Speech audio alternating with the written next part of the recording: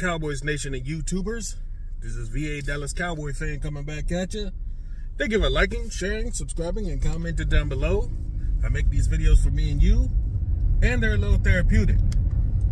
So, how are we feeling today? Because I know I've looked online and some of us fans are still jumping off the train.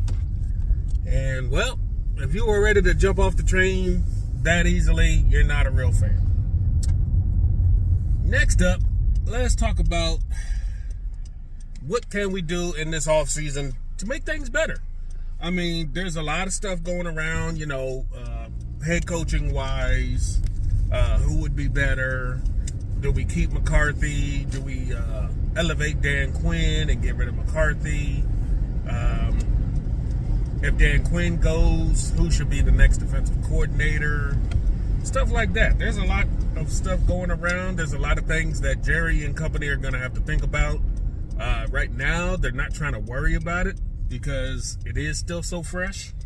And I know I've seen some people, get to the point that if we don't do anything now, then all the hot coaches, quote unquote, are going to be gone by the time you get around to it.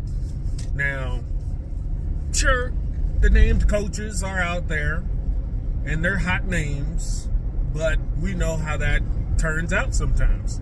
Sometimes these hot name coaches just fall flat on their face and they don't make it, especially with a new team.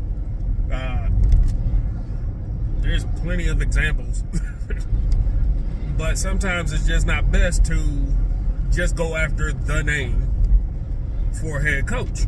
Sometimes you just want to sit back, think about it, maybe get somebody younger. I mean, how many people actually thought McVay was going to be as innovative as he's been? After his pit stops, who thought Kyle Shanahan would be as good as he is as a head coach?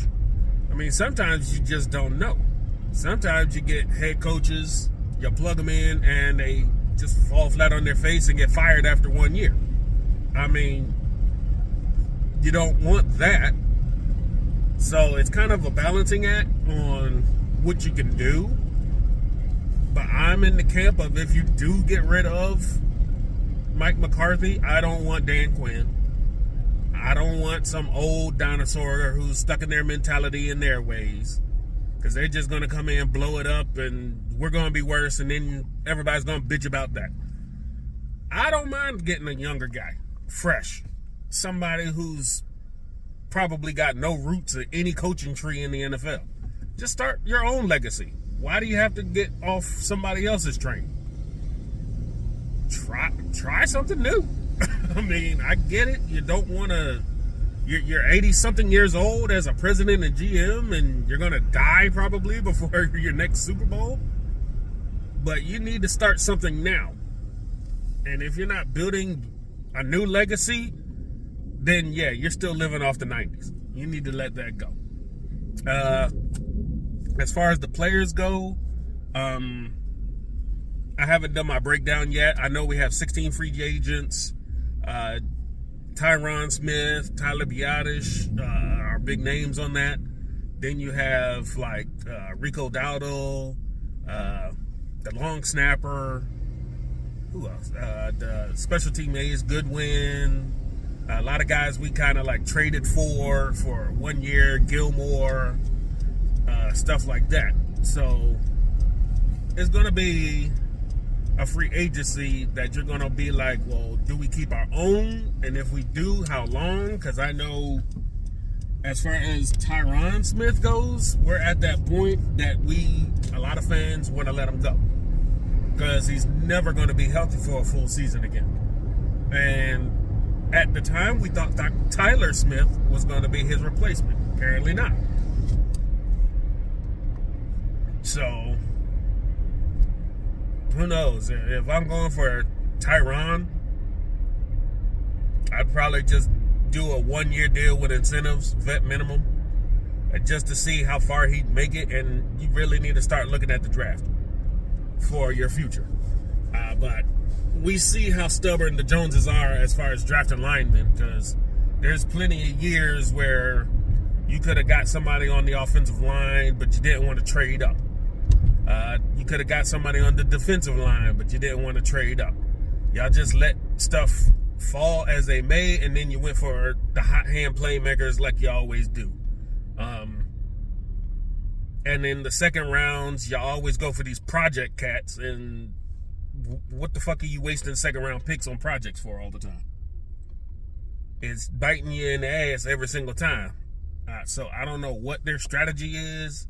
We hit on first round picks, second round picks, we're picking projects, and third to seventh, we're just hoping that anything shakes out and our undrafted free agents become the next Romos and Miles Austins and Cole Beasleys and stuff like that. Like, come on, y'all need to stop this trend.